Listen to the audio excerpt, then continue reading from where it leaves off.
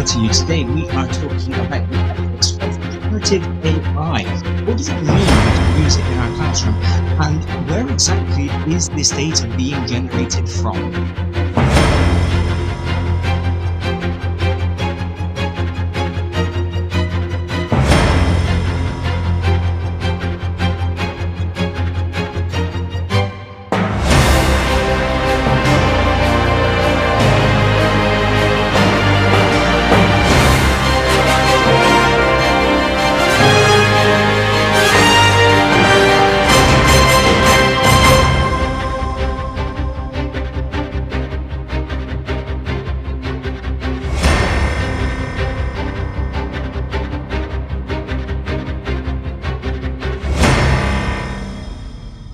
Okay, there we go. We did have ourselves a bit of a false start this morning because the show started, but apparently my microphone did not want to wake up this morning. I think it's because the computer knows that technology is not our favorite thing on the show today. But we are here. It is Saturday the 8th. Yes, the 8th of March. 2025. I'm surprised that it's March, quite frankly. It kind of occurred to me yesterday when somebody was telling me about a holiday they were taking at the beginning of April. And, you know, I made the correct attitudes. I was like, oh, that's nice. We were looking forward to it. And then it was only a couple of minutes later when I actually processed what was going on that I realized that their holiday was in like 3 weeks. So I was able to go back and have an actual conversation about it. But it did for a moment occur to me to think, why are you telling me about your holiday in April when that's so far away? And no, it's really, really not. But we are here. We are today talking about generative AI and its place in the classroom. Now, as long-term friends of the show will know, I am a big EdTech supporter. I believe in making use of technology. I believe that our children are going into a technologically advanced world. I don't want to say workplace because over the past couple of weeks I've had issues with employability and how everything is all about going into the workplace instead of learning things just because they're interesting, learning things just for personal enrichment, learning things because it's fun. So I don't want to say that they're going into a technologically enriched workplace, even though they are, but they're going into a technologically enriched world. And as we know, our young people are not really prepared for it. They are not, as much as we want to think that they are a technologically adept generation, they're not. They spend a lot of time on their tech. They spend a lot of time on their phones, on their tablets, on their games consoles. But all of those things are designed for ease of use. So, you don't ever have to, on the popular social media these days, you don't ever have to actually think about anything.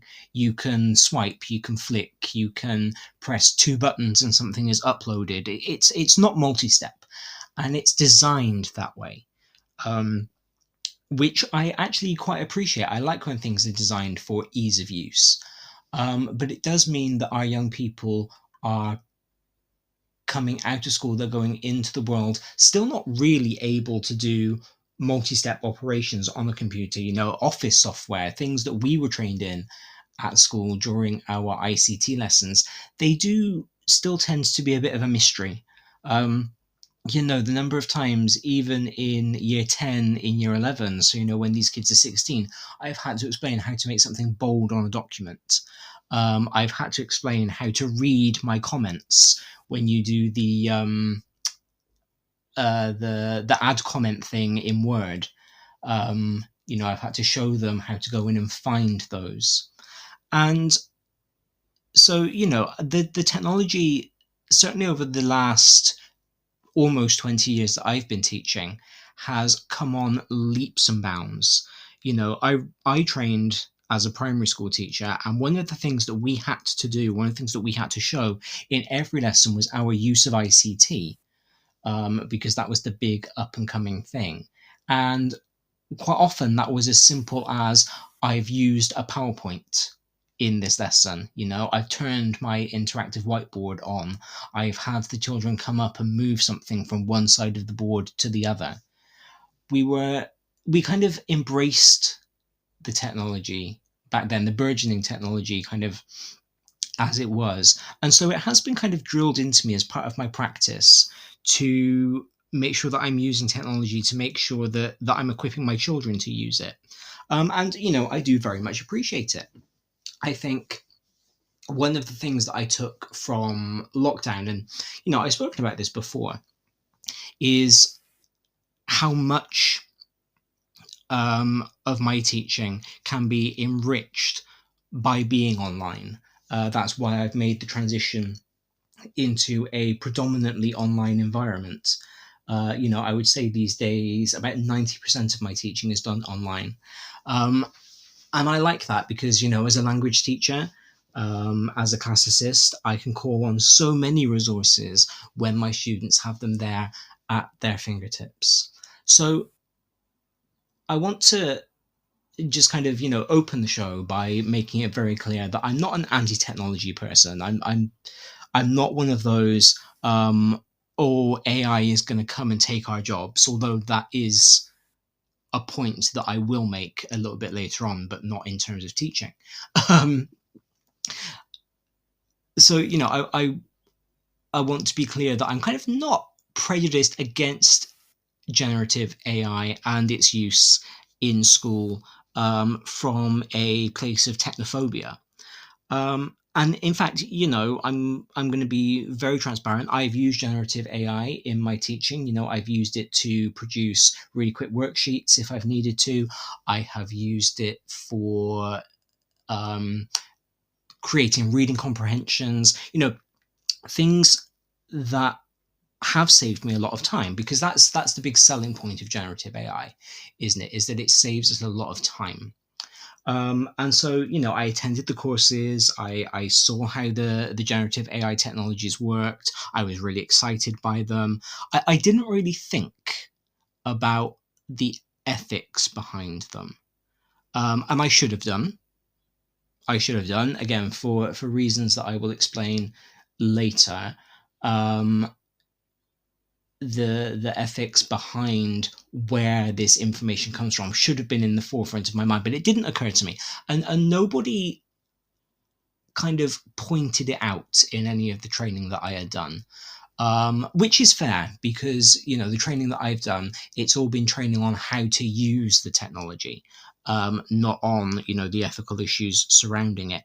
And so that's kind of what I want to get into today, because I feel like this is missing a little bit from the conversation that we are having about generative AI, and this kind of shift towards AI, in the classroom and in the workplace in general. So yeah, that's what we are going to be talking about today. If you have any views, if you have any opinions, then please do get in touch. If you are listening live via the Podbean app, then you can text straight into the app. Your text appears on my screen. I will read it out, because I'm assuming that if you are texting in, then you are happy for me to read it out on air. If you don't want me to, that's absolutely fine. Just let me know in the message, preferably at the start, because I do quite often just start reading before I think about it. So yeah, please do text in if you've got anything to say, and we can engage that way. If you are listening to me live elsewhere, if you are not listening via the Podbean app right now, you can get in touch with me via Blue Sky and X. I am at Mr. D Lester. That's MRDLESTER on both of those. Again, I will read your messages out here on air, and we can engage that way.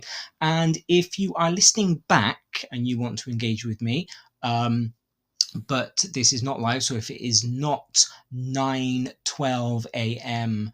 GMT on Saturday the 8th of March for you right now, you can still get in touch with me via those social media because, as I always say, I choose to talk about topics that I'm interested in, and hopefully I will be perennially interested in them. So I will always be here to chat with you about these things. This show is brought to you in partnership with John Cat Educational, publishers of professional development books and resources that support great teaching and learning in schools around the world. Don't miss out. Level up your professional development today and visit johncatbookshop.com to explore the full range of titles. Use the code JCTTR2425 for 20% off your order. Happy reading. In this week's education news, The Guardian, The Standard, and several other newspapers report that the Education Secretary, Bridget Phillipson, pledges to tackle chronic skills shortages by abolishing the Institute for Apprenticeships and Technical Education and replacing it with a new body called Skills England. The bill, which will transfer the functions of the Apprenticeships and Technical Education Institute, reached its second reading in the House of Commons and was passed by 317 votes 55. In support of the bill, Phillipson said, "The skills gaps that we face in our country deny people the opportunity, the power and the freedom to choose the life that they want to live." Critics of the bill argued that the new body, Skills England, will not be truly independent and will not have the respect of the profession. Phillipson responded by saying this approach was necessary because of the urgency of the skills shortage. Periodical Schools Week carries the story of ex-schools inspectors who have launched the Alternative Big Consultation on Ofsted report cards. Former senior officials behind the Alternative Big Listen last year fear that current proposals to change the inspection system are being presented as take it or leave it. Frank Norris and Colin Richards have therefore created the Alternative Big Consultation to independently gather opinions on plans for new report cards. The survey, which launched this week and closes on April the 4th, will run alongside Ofsted's own official 12-week consultation, which closes on April the 28th. The Alternative Big Consultation comprises the same questions as the government's own consultation on the plans, but also asks respondents if they believe the proposals are fit for purpose. Many teachers and school leaders have expressed their view on the proposed report card model that it's hardly an improvement and contains many of the weaknesses of the previous system. Also in the news this week, the Daily Express covered a story with the title "Save Our School Playtime." It went on to explain that experts warn of dire consequences as the break times in schools are cut. A report by the Raising the Nation Play Commission found outdoor playtime at school is being squeezed out of children's lives and must be restored. The Guardian carried a story under the headline "Ministers urge to add audio books to England's new schools curriculum."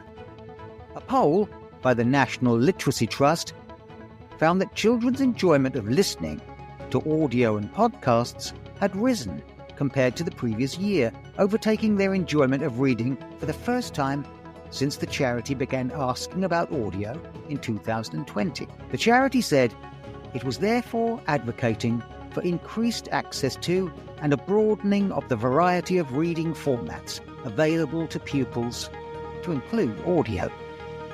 Jonathan Douglas of the NLT stated, "In recent years, we've seen a steady rise in children's enjoyment of listening to audio and uncovered the myriad benefits it can bring, from sparking a love of reading to deepening learning and boosting well-being." PES Magazine reported this week that primary school PE training was woefully inadequate.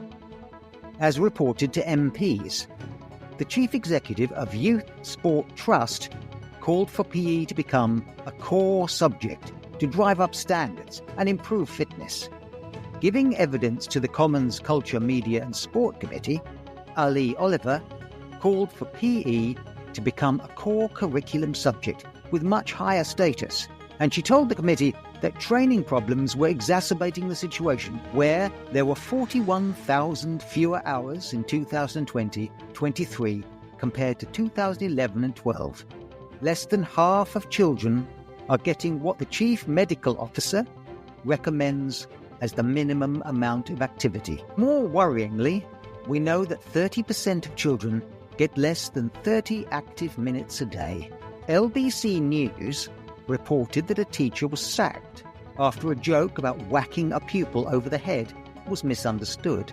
Lakshmi Subrian, who had taught for over 35 years, was sacked after a school child who spoke English as a second language misunderstood the comment. The teacher was dismissed from Gilbert Colvin Primary School in Ilford, East London in 2023 following the incident. Miss Subrian took the school to an employment tribunal, claiming the remark had been made in jest while teaching Year 6 pupils and preparing them for their maths SAT exam. Speaking at the disciplinary hearing in July 2023, she said the child's decision to continue attending her after-school club showed they had not been that upset. However, she lost the appeal. Teachers' unions supporting Miss Subrian argue that this case adds to the vulnerability many teachers feel when a single ill-judged remark could end a career. And finally, a piece of research by the British Educational Research Association. Like many pieces of research, it shows something we might have always suspected was true. In their paper, A Century of Educating Britain's Political Elite, Privilege Masquerading as Meritocracy, they show how Oxbridge and private schools, called in Britain public schools, dominate the selection of cabinet ministers and prime ministers. Oxbridge educated 14 of 21 prime ministers between 1922 and 2022. Unsurprisingly, they conclude that the concentration of elite formation systems raises concerns that their graduates will suffer from groupthink. Analysing a series of important decisions made across the 20th century, it seems certain attitudes, such as the necessity to accept neoliberalist economics, the importance of Britain as a world power, and above all, the acceptance of class privilege itself, go unchallenged. Well, there's a surprise. This has been your Teachers Talk Radio News, brought to you by John Gibbs.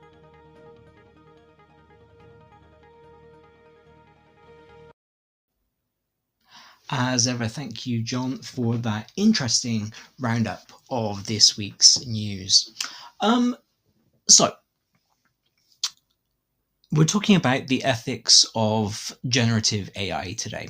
I've already done my little disclaimer about how I am an edtech proponent, very much in favor of using the technology as it is made available to us. What I will do now is make my second disclaimer, which is that I'm not any kind of edtech expert. I like the technology. I will use the technology. I try to be an early adopter as much as possible, which is why, as I've already said, I have used generative AI in my teaching, but I can't claim to understand it particularly well. I would like to, my brain just doesn't really work that way.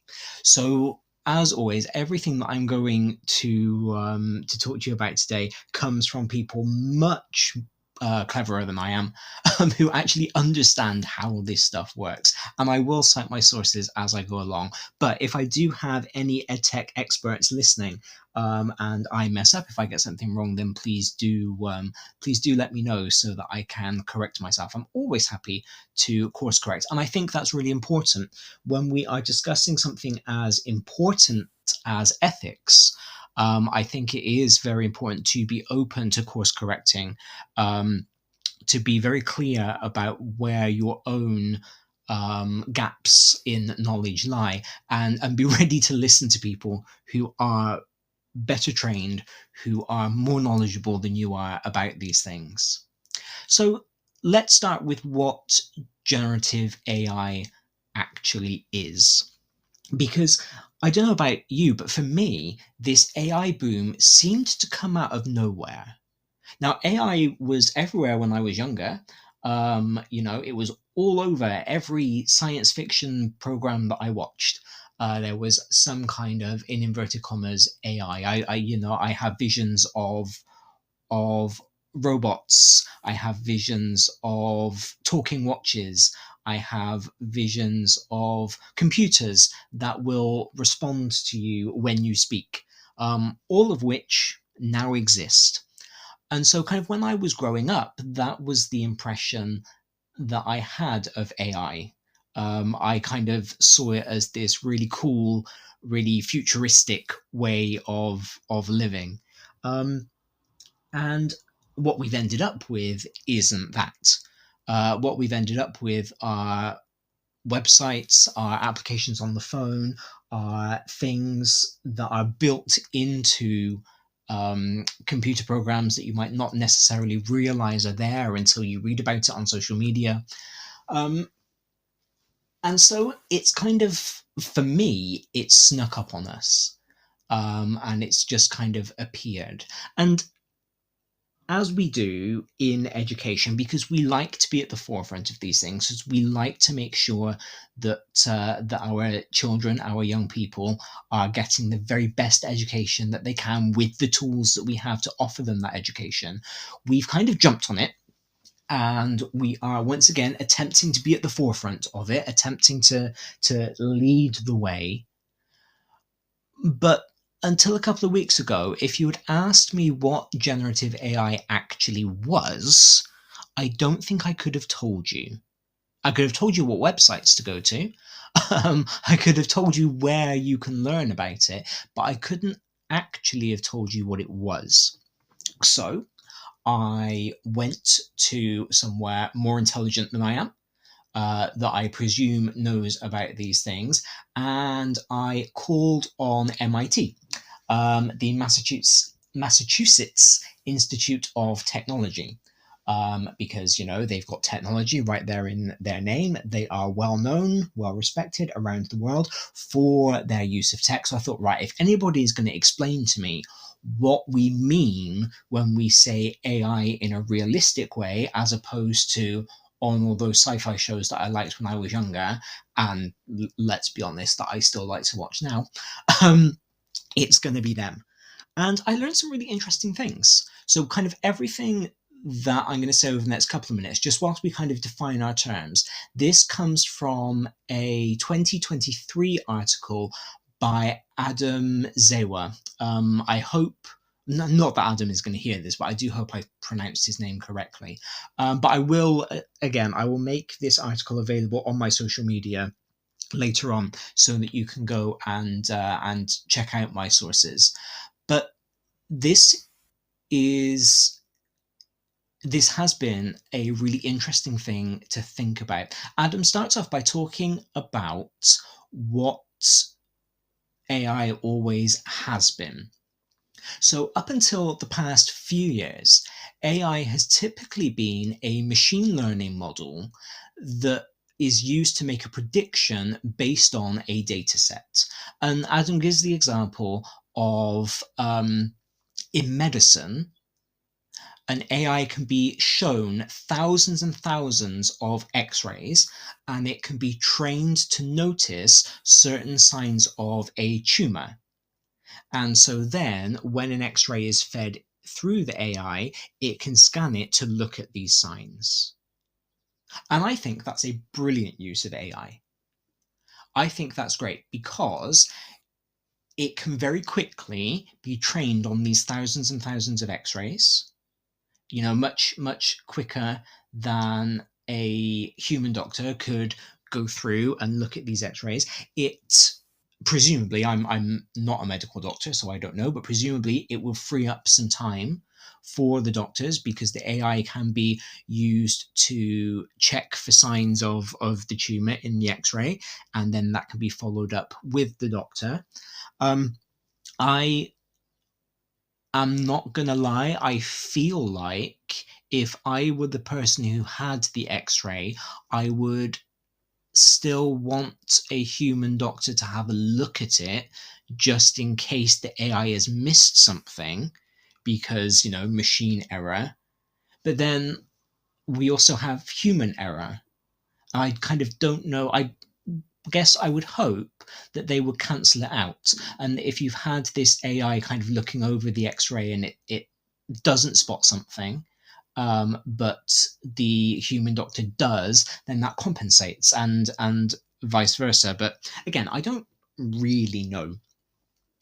But traditionally, when we've talked about AI, that's what we've meant. It hasn't produced anything. It hasn't generated anything.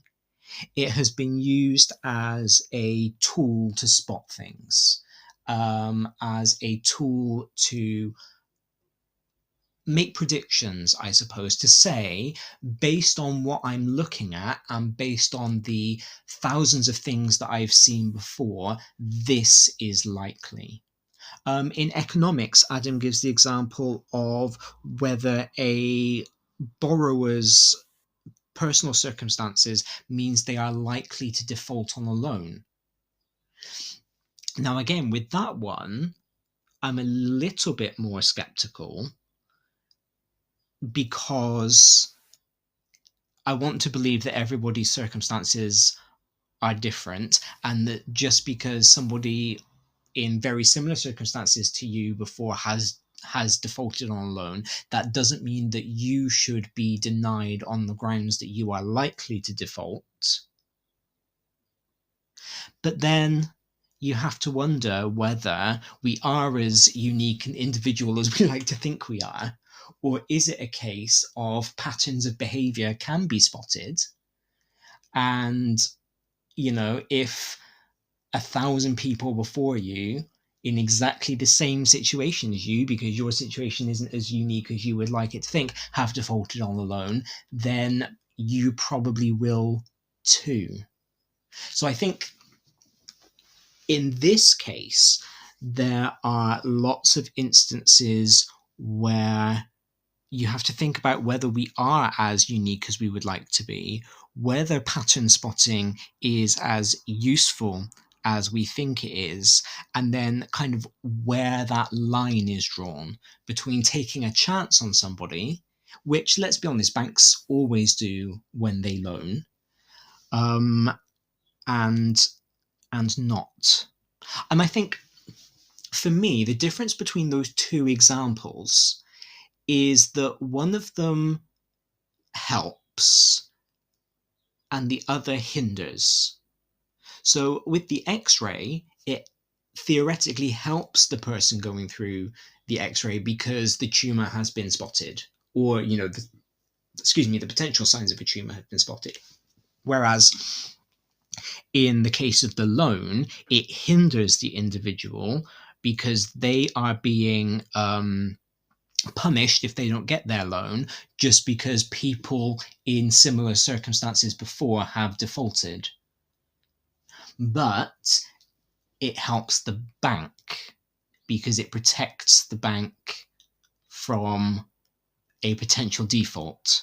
So I guess it depends on whose side you are. Whether you're on the side of the person trying to take out the loan because she needs money to help with the mortgage, whatever it might be, or are you on the side of the bank protecting their assets? And again, I can't help but wonder whether that comes down to individual circumstance. And so is using pattern recognition the best way to figure that out? And again, I don't know. This is why we've got a show, is because I don't have any easy answers to these things. So that is what we mean traditionally when we talk about AI. It kind of it scans and it looks for patterns. And with my linguist head on, I'm going to say that's really, really helpful. The reason that we learnt to decipher Egyptian hieroglyphics was because we found the Rosetta Stone. I say we as if I had anything to do with it. This was like 100 years before I was even born. But the Rosetta Stone was found, and it had exactly the same text in 3 languages, one of which was hieroglyphics, the other 2 people could speak. And so they were able to spot patterns within the hieroglyphics, compare them to patterns within the languages that were spoken, and then unlock that language. So, as a linguist, I am very much aware of the power of pattern spotting. And I do quite often think that my own ability to spot patterns is what makes me a competent linguist. The fact that I can look at a verb, I can see what letters are on the end, and so I can tell you what tense that's in, because that's just the pattern of that tense, is why I can do my job. So I'm not saying that that pattern spotting is a bad thing. I'm not saying that it's something that only AI can do. But can AI scan a corpus for patterns much faster than I can? Absolutely. I did that in my master's degree back in 2009. I was using corpus software to scan databases to find very specific examples of specific patterns that I was writing my thesis about. So it is, as a tool, very, very powerful, very, very useful, very, very time consuming. No, it's not. It's the opposite. It's time saving, because the corpus software could do that much, much faster than I could with a highlighter, even though it's not quite as fun. But that's not what we mean when we talk about generative AI, which is the kind of AI we mean at the moment when we talk about using AI. We talk about these generative systems. So generative AI is a machine learning model that is trained to create new data. So traditionally, AI just spots patterns in data that is already fed. It's not creating anything new. Generative AI is creating something, in inverted commas, new. It generates. That's why it's called generative. And so it kind of learns to create things based on the data that it has looked at. And it's kind of based on this thing called a Markov chain. So a Markov chain, named after Andrei Markov, who was a Russian mathematician from the early 1900s, is pretty much predictive text. So a Markov chain kind of looks back at the last 3 or 4 words that you have typed, and based on all of the data that it's been trained on, makes a guess at what word you want to type next. And that's where we get our swipe to insert this word idea from. That's been around forever. Predictive text has pretty much been a thing ever since we got rid of having to press, 7 4 times to get a T. And we've just had our on-screen keyboards. We've been using predictive text forever. So in that kind of framework, we've been using generative AI for a very long time, because our text production program was generating the word that it thought we wanted to say next.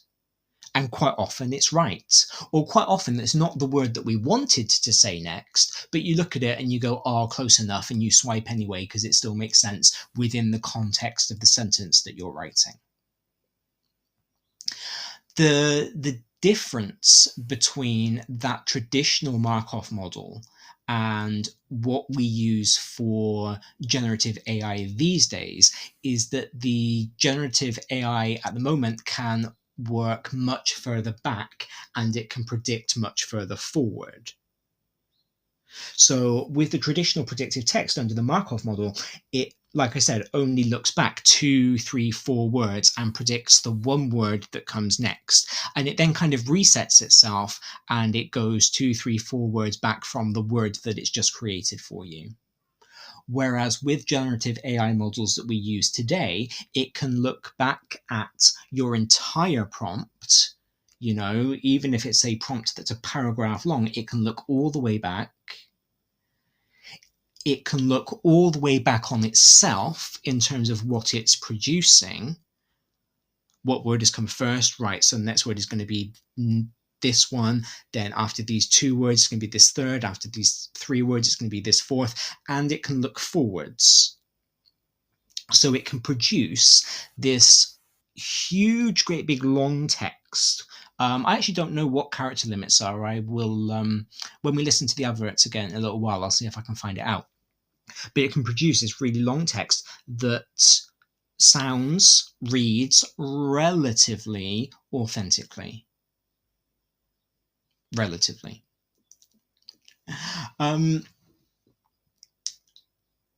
So that's kind of what it's doing. It's predictive text, but it's predictive text on steroids. It's predictive text taken to an extreme. And, let's not lie about this. It's impressive. What it can do is very impressive. I can go into a text generating program. I can say to it, please produce a GCSE foundation level French text on the theme of environment, and then ask some multiple choice questions after it. And it will do that at the correct level, using words just from the specification, because it knows that that's what I want based on what other people have asked. And it can produce in 90 seconds a worksheet that would probably take me about half an hour to write. And so it is really, really impressive in that regard. It is very, very powerful in that regard. But let's be very, very clear that what it's doing is predicting. It's a prediction model.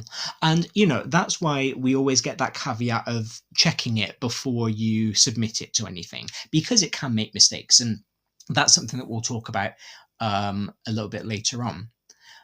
But, quite often it looks good. And quite often you read it and you go, yeah, that's perfect. That's fine. I'm going to print that off and dish it out to my kids. That's tomorrow morning's lesson sorted, or, whatever it might be. And for me, it was very easy to get sucked into that and to start thinking about how much time it can save, and to start thinking about, what else I can do, how I can plan better lessons because the generative AI is generating my worksheets for me. What I didn't think about, and what I really should have thought about, was exactly where these data that it was being trained on were coming from. Meet 2025 BET Award winner Kialo EDU, the 100% free tool for thoughtful, inclusive classroom discussion. On Kialo, students contribute instantly and simultaneously to create an interactive map of a discussion, deepening their subject knowledge and enhancing their critical thinking skills. Set tasks, track participation, and provide personalized feedback in just a few clicks. And since it's compatible with all your favorite LMS platforms, it slots seamlessly into your existing workflow. Over 1 million educators and students are already using Kialo to make the world a more thoughtful place. Join them today at kialo-edu.com. This show is brought to you in partnership with John Catt Educational, publishers of professional development books and resources that support great teaching and learning in schools around the world. Don't miss out! Level up your professional development today and visit johncattbookshop.com to explore the full range of titles. Use the code JCTTR2425 for 20% off your order. Happy reading! So let's think about those data sets then, because as we've established, generative AI doesn't create wholesale. It doesn't create from scratch. It doesn't have a brain. in the same way that we do, that can create something from nothing. And again, I know that that's a bit of a controversial statement because we all know the old adage that there are only 7 stories, and we keep retelling the same stories over and over again, but in different settings with different characters, whatever that may be.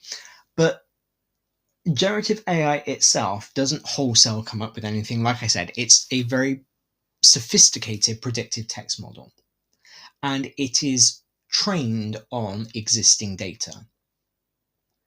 And kind of when I had my revelation about why maybe generative AI is not ethically the correct thing for us to be using in our classroom, it was these data sets that I got a little bit obsessed with, that I really wanted to find out more about.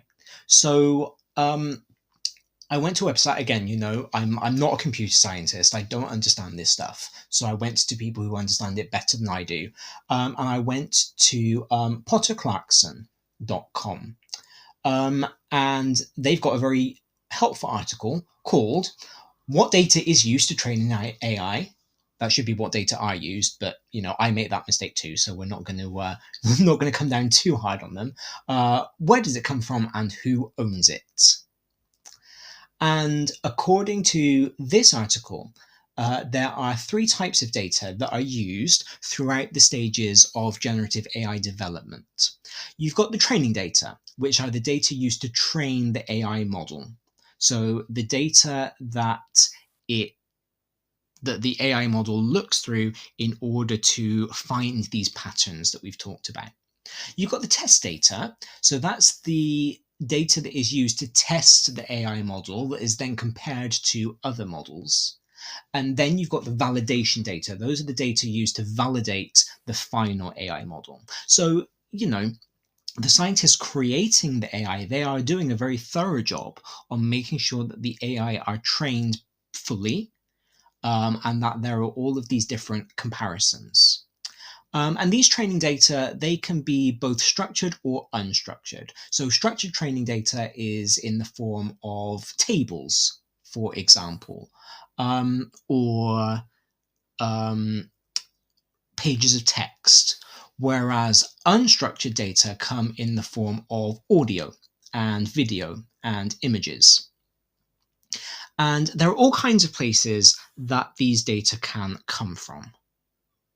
As I said, back when I did my master's degree, I was using corpus data. So those are huge databases that are compiled specifically for academic use. And what for me is really important about that is that the data that is in the corpora, the data that are in the corpora, see, I made the mistake then. They are there because the people involved in the production of the data know that they are there, or because the data are out of copyright and so they are freely able to be there. If data are in a corpus, then it's designed to be used for things like this. You've got internal data. So perhaps you as a business, you are deciding to create an AI model, a generative AI model, and you are using data from within your own business to train that model because you want to make it very specific to you. Again, that theoretically, absolutely fine, because you as the business have decided that that's how the data are going to be used. Presumably you have informed the people working in your business that that's how the data is going to be used. That's all good.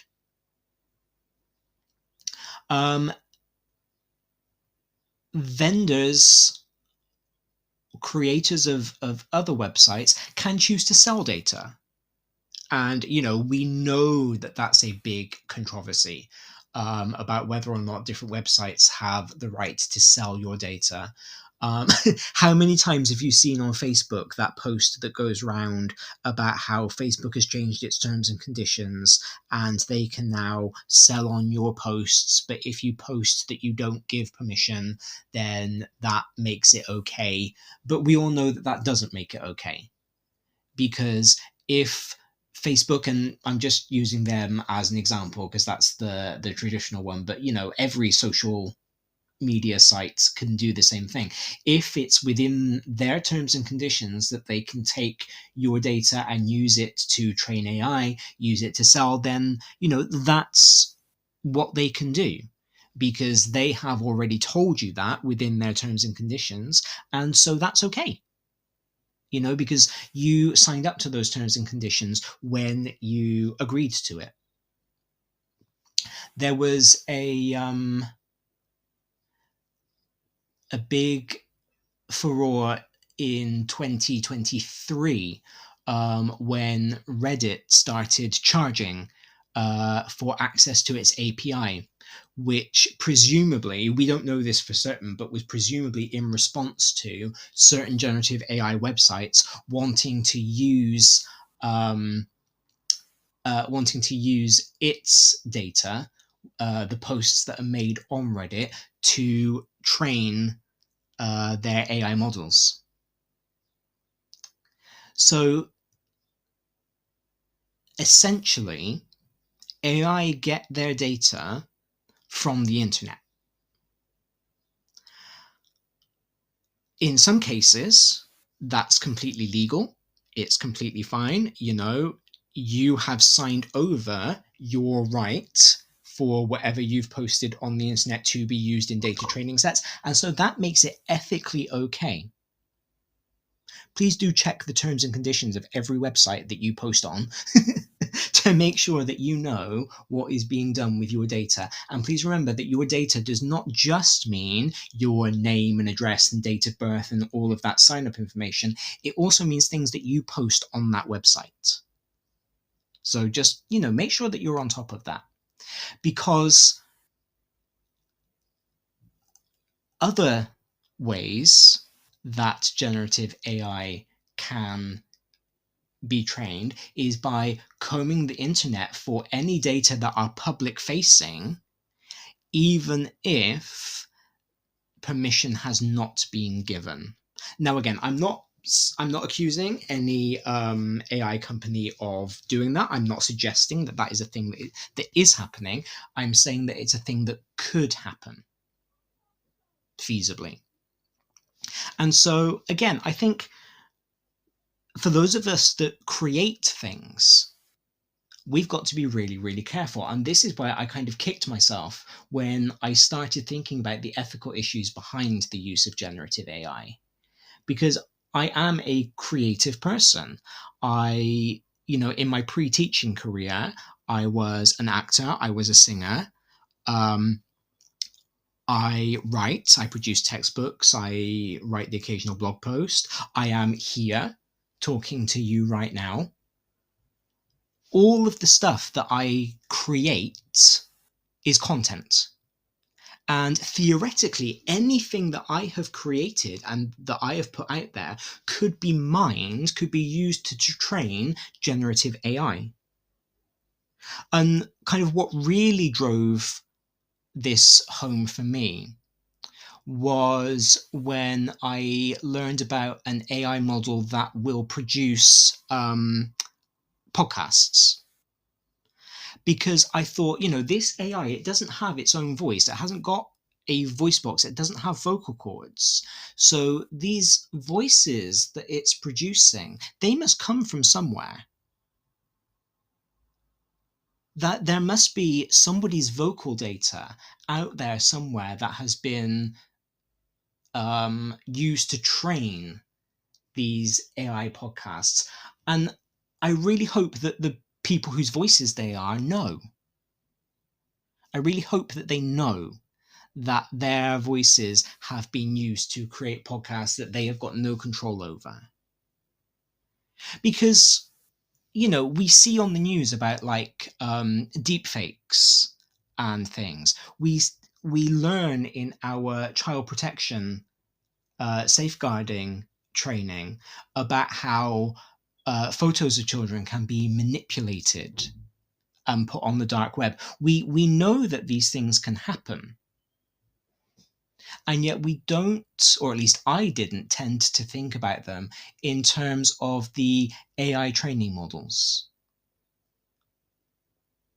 And I will never know for sure whether any of the stuff that I produce is used to train an AI model, until somebody tells me that there has been some kind of data breach and a forum that I post on, a blog hosting platform, a podcast hosting platform, whatever it might be, has been targeted and that data used to train. I won't know that.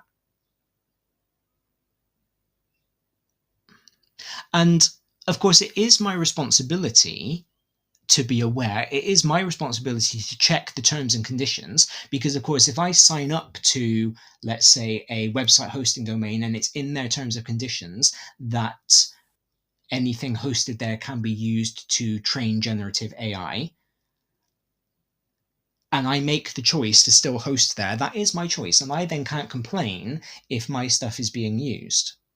But if I don't know that, if I don't agree to that, then I have the right to complain. And I think what it boils down to for me is the fact that I don't always know. I don't always know where these data sets that the generative AI have come from. And, that is starting to sit a little bit uncomfortably with me as I'm starting to, write my thesis for my doctorate, and I'm having to cite my sources for literally everything I say. As I sit here and I talk to you about different things in school, and I do the research and I cite my sources there, it occurs to me that there is just so much out there that people have produced. And we have to take great pains to make sure that we are citing our sources. But I can't do that if I'm using generative AI to produce a worksheet, because I don't know what it was trained on. I don't know what it's pulling. Now, this isn't new. I quite often tell the story of a time I had an A-level Latin student hand in homework that had been blatantly Google translated.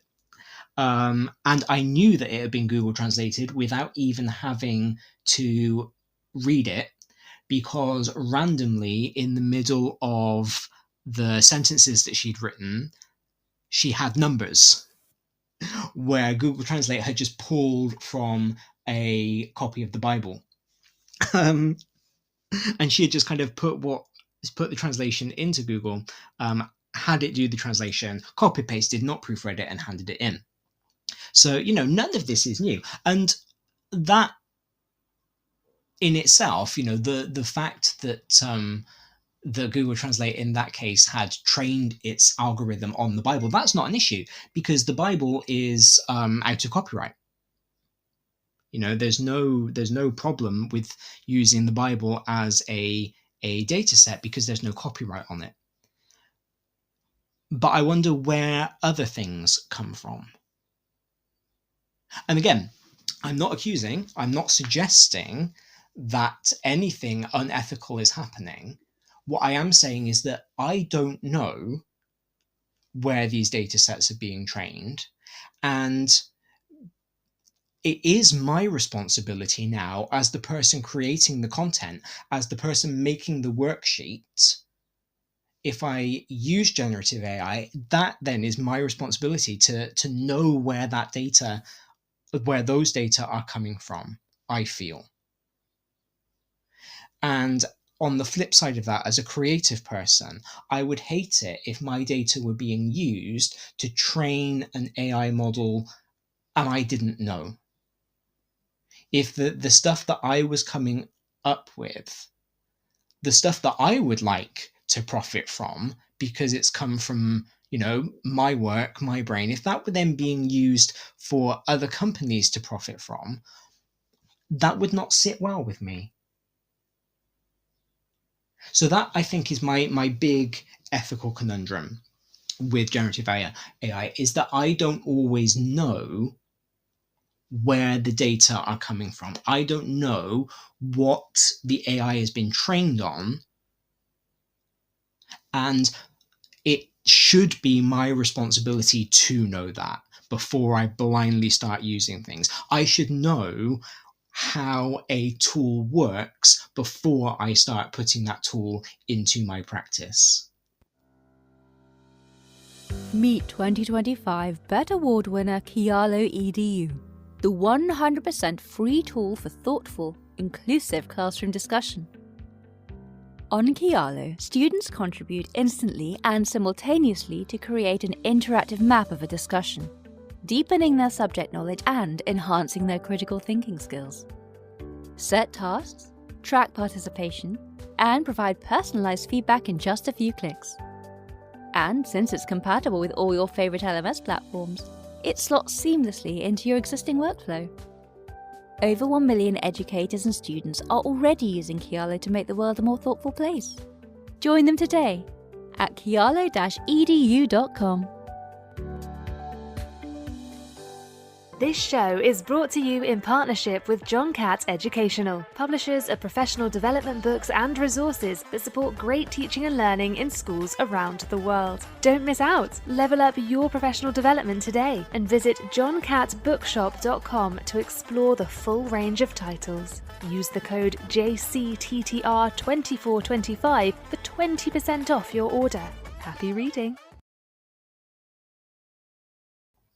Tim has texted in, good morning to you. Tim is a long-time friend of the show, and has said, something I'd like to know about how generative AI gathers its information is whether it's even possible for content to opt out for copyright or other reasons.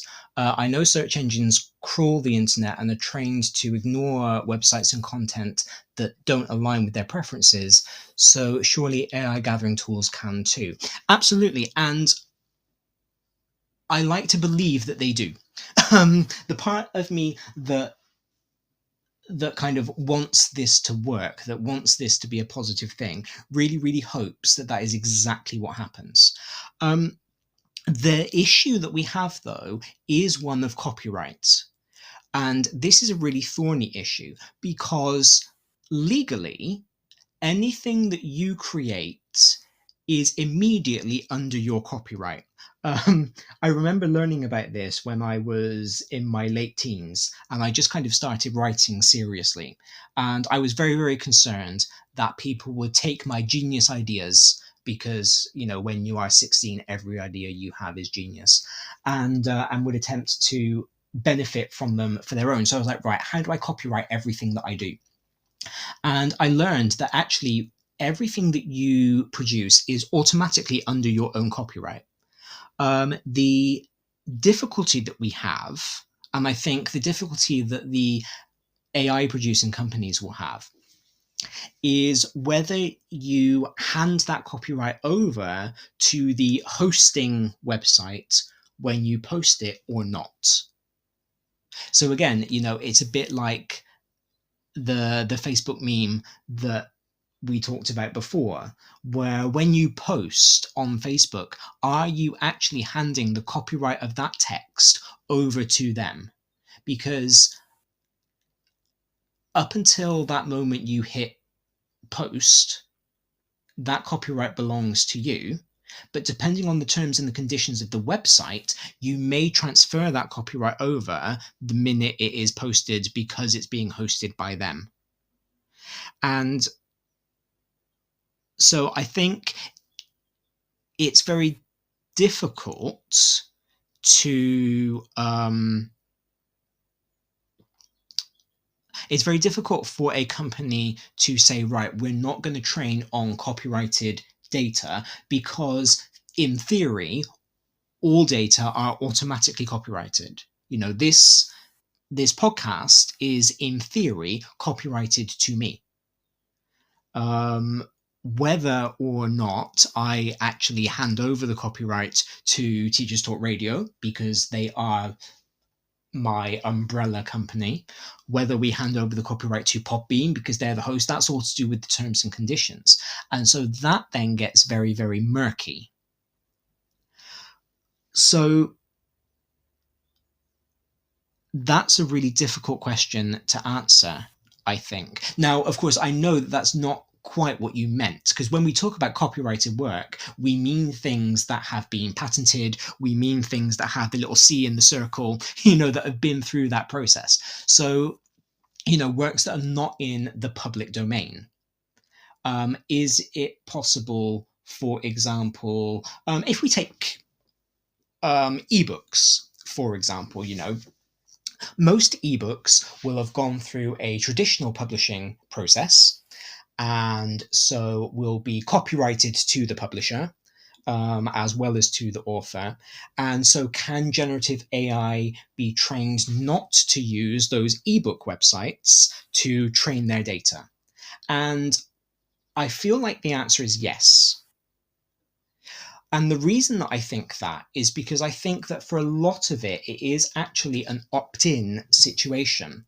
I am reminded of something that happened. It was actually reported just this year in The Guardian. There was a publisher, I won't name them, but there was a publisher. And they started to put into their contract a clause that actually allowed AI to train on their works. So even though, they retained the copyright, within that contract, there was this little section that said, I allow AI to train itself on my work. And because that's an opt-in process, I kind of believe, and again, maybe naively, because I want to see the good in all of this stuff, I kind of believe that that is something that that these data companies respect. And so I kind of hope that everything that I have ever produced using generative AI has been done with the full consent and understanding of the people whose data were used to train the AI. But again, kind of like I've said before, the onus is on me to know that. And because I've not found a very easy way to know that, it makes me that little bit more uncomfortable with it. And again, as a writer, as an actor, as a performer, I do read my contracts very, very carefully. I will never forget a contract that I almost signed a couple of years ago, which basically gave the publisher full control over and rights to everything that I ever published for anybody ever. So, even though this was a fiction publisher, they would technically, had I signed the contract, have had complete control and copyright over this show, for example. So I'm glad that I read my contracts carefully. But I also know that not everybody does, because when you are faced with pages and pages of terms and conditions, let's be real, you just scroll to the bottom, tick the box to say that you've read them, and then merrily go on your way. And so again, we don't know what people may have unwittingly signed up for. So even if the data collection is all above board, which I believe it is, we don't know that the people creating those data initially, the ones that the AI are being trained on, whether they actually consented to it, or whether they just ticked the box because they didn't want to read the terms and conditions. And again, that's on them. And notice, I'm just realizing this as I'm speaking. Notice that I'm talking a lot about personal responsibility. It's on me as the teacher, in this case, to feel comfortable that the worksheet that I've produced with generative AI has come from copyright-free, public domain, open source, whatever it might be, data. That's my responsibility to check. Ethically, that's my responsibility to know. As a creative, as a writer, it's my responsibility to know that nowhere in my contract does it say that my data can be used to train AI if I don't want it to be.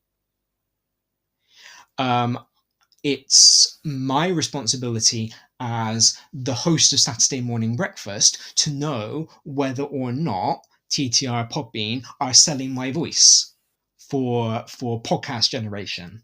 I can't see why they would, quite frankly. I've heard myself speak. I'm not sure why anybody would want to buy my voice. But it's my responsibility to know that. So, it does, as everything when we talk about ethics, it does boil down to personal responsibility and kind of what we want to have control over, what we want to know about, what is important for us to understand. So, of course, the solution then to this particular ethical issue, this idea of copyright, of intellectual property, of citing your sources, is to be very tight with licensing data, to be very respectful of intellectual property rights, and for everybody on all sides of the equation, for the generative AI companies, for us as the creatives, for us as the teachers using the generative AI companies, everybody, just to be aware of what you're doing, be aware of what is being used. The second ethical issue, I've got 11. There's no way that I'm going to get through like 9 more in the next 20 minutes, given I've spent so long talking about copyright. The second ethical issue is the distribution of harmful content.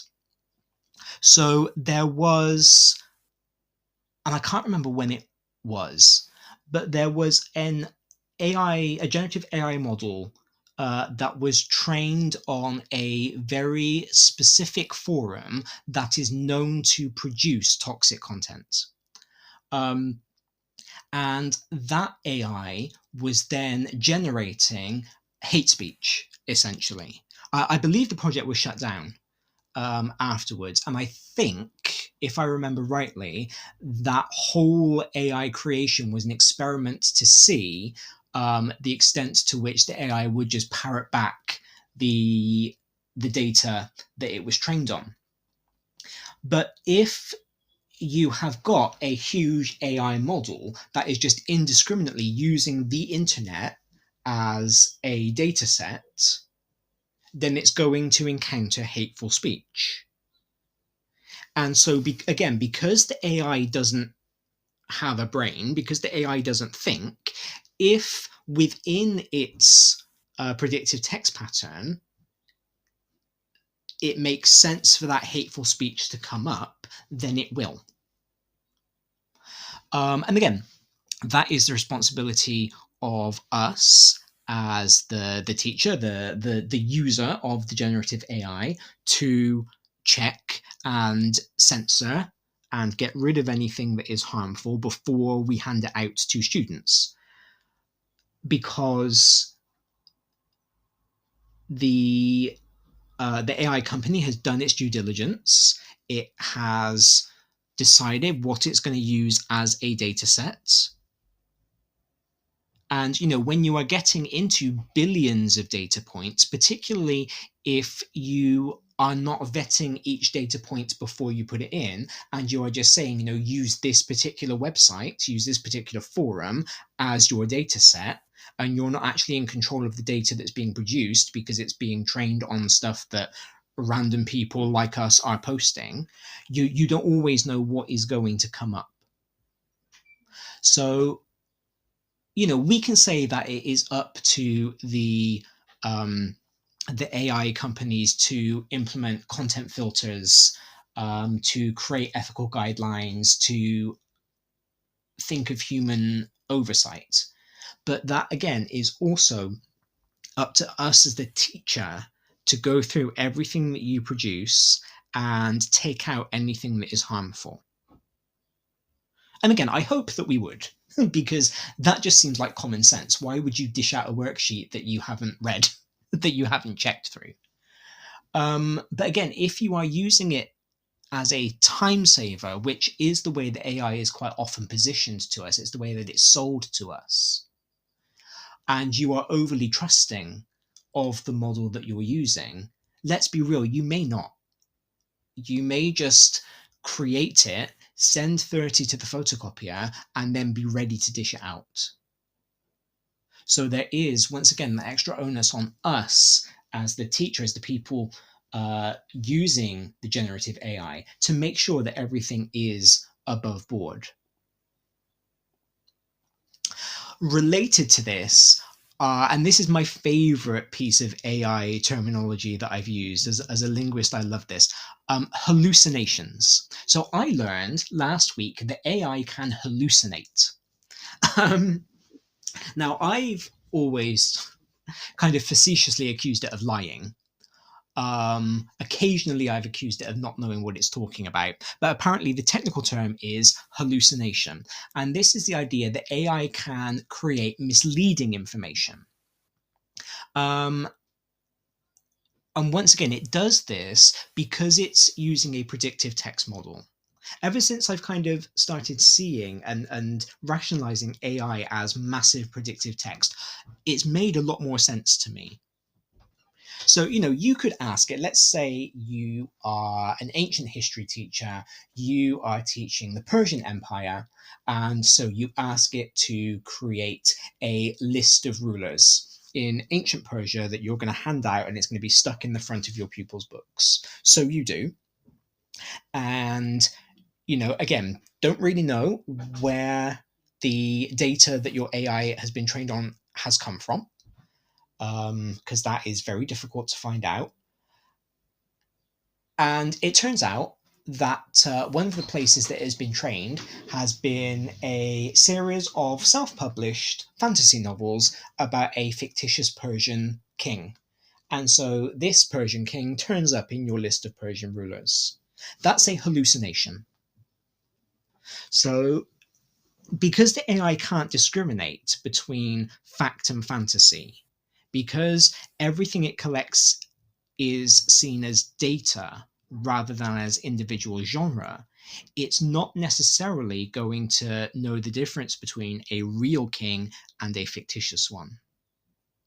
Again, as a teacher, it is your job to scan through and just make sure that everybody on that list did actually exist.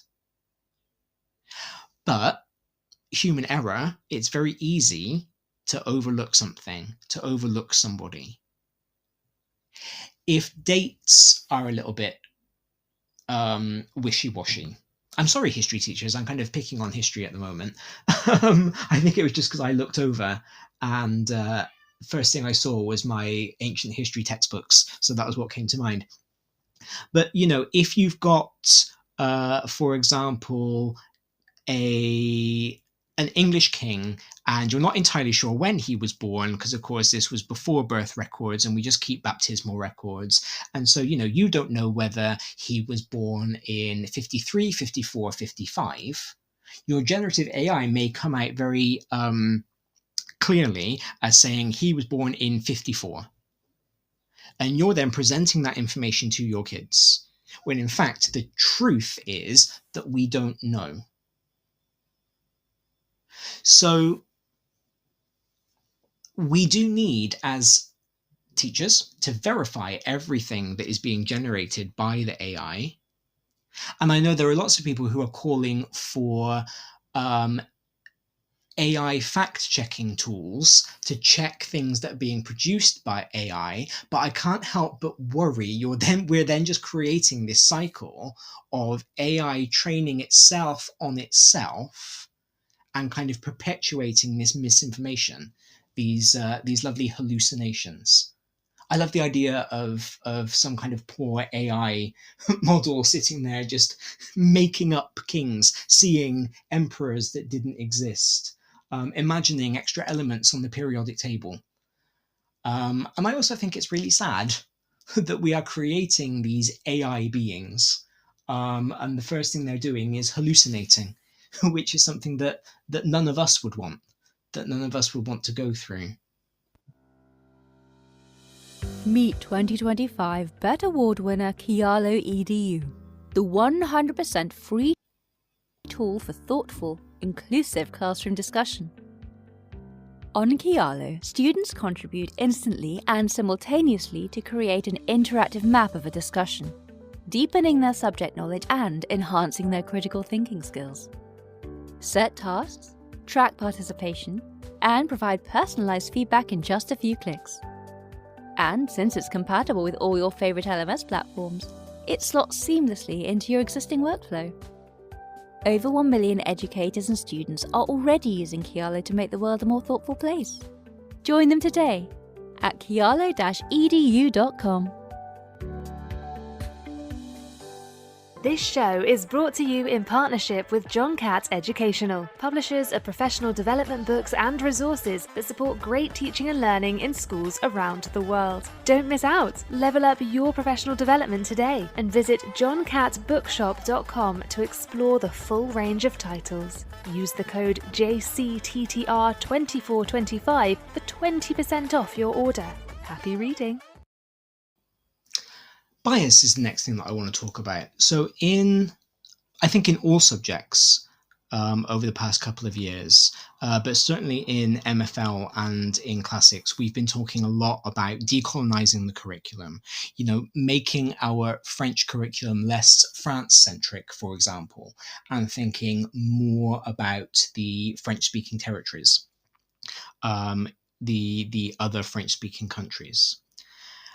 And that has to be a very deliberate action because, a lot of the French textbooks, a lot of the stuff that we find online in French comes from mainland France, because mainland France is a very tech-savvy country. It is very much a country that is online, and so it has a relatively, in terms of French-speaking countries, big online presence. But because it has that big online presence, it means that chances are, when data sets are being selected for generative AI to be trained on, a huge number of those data sets are going to be from France. Not in terms of conscious bias, not because that's what the companies are choosing to train their AI sets on, but just because that's the biggest quantity of information available.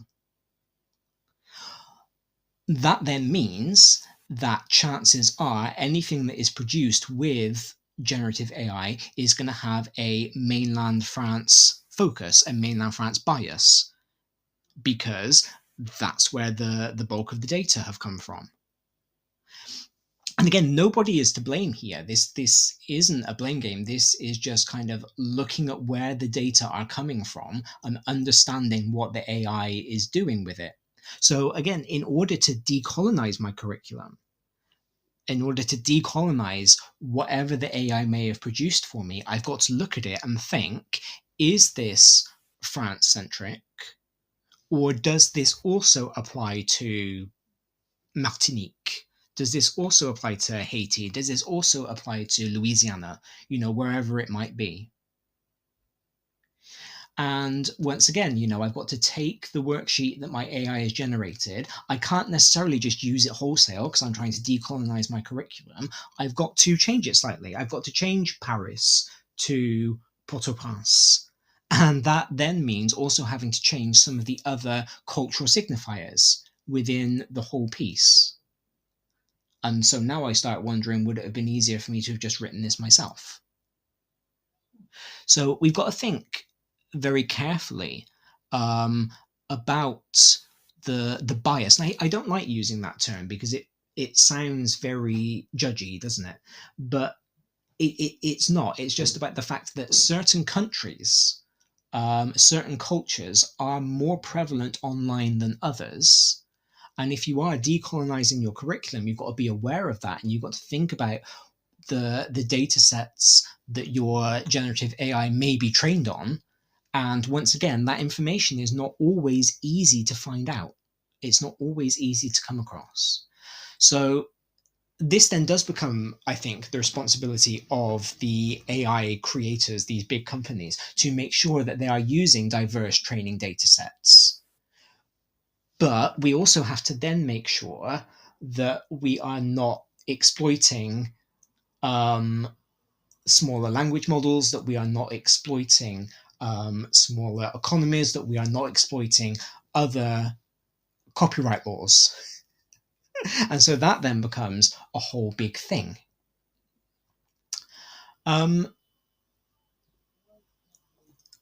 I think to close on,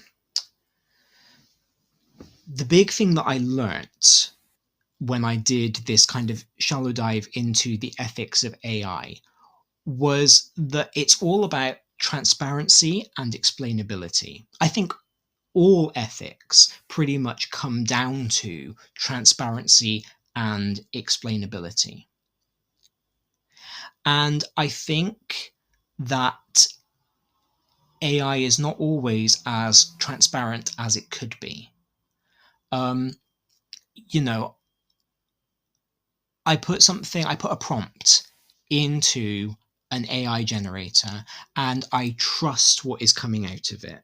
Now, in a teaching sense, as the teacher, I have enough subject knowledge to read through it and go, oh, okay, no, that's nonsense. We've got to refine that a little bit. And then either change it myself or ask the AI to change it, put another prompt in. And, I can do that.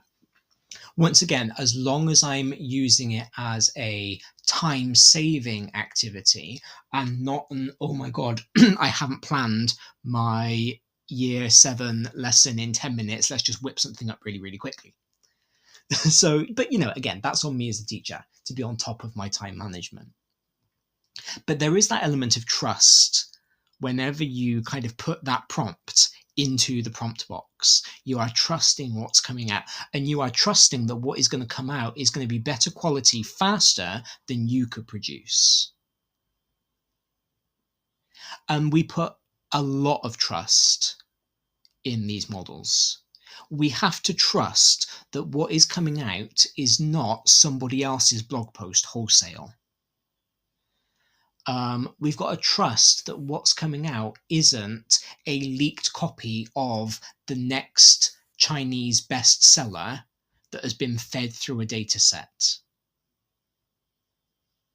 We've got to trust that creatives, people who are posting online, are not losing out on potential revenue, be that ad revenue, book sales, whatever it might be, because their copyright is being compromised through their data being used as a training set. We put a lot of trust into generative AI every time we type something into that little dialogue box. And I do think in return, we need to be trusted with transparency from the companies in terms of where their data are coming from. Telling me, for example, that your data set is the internet, that doesn't actually tell me anything, because the internet is a very big place. And if anything, that lack of transparency makes me concerned, because I've put stuff on the internet. Does that mean that you have used my data to train your AI? Does that mean that your AI is potentially just going to parrot out this podcast and pass it off as your own? So what I hope is going to happen over the next few years is that these big generative AI companies are going to be very transparent about where their data are coming from and where their AI models are being trained, so that we can then make an informed decision about whether or not we want to use them. Because at the moment, I feel like there's a lot of trust. And that when we choose to use generative AI, we put our trust in it, and then kind of hope for the best. So that's kind of where I am with generative AI at the moment. Like I said, I'm not completely against it. And I am, again, to be very, very clear, I am not suggesting that the companies that are producing the generative AI are acting against copyright or anything like that at all. What I am saying is that in order to use generative AI ethically, we need to make sure that we fully understand the terms and conditions behind every website we upload anything on. And that when we use these generative AI sites, we understand where those data are coming from. Because for me, that's the big thing, is just making sure that we are doing all of this ethically. That was a lot for a Saturday morning. So thank you for sticking with me. Thank you for listening. I very much appreciate you, as always, coming and having breakfast with me. I do believe I am the only show on Teachers Talk Radio today. So I hope that you will spend the rest of the day kind of going back through the archives, not just of me, but of the many, many talented hosts that we have on the platform, and you will listen to some of the cool stuff. There are some really interesting discussions on the platform about EdTech. So if this is your thing, please do go listen to some of the other hosts and hear what they have to say. If I don't engage with any of you over the next few days, I hope you will have a fantastic week, and I very much look forward to having breakfast with you next Saturday morning. Thank you very much, and goodbye.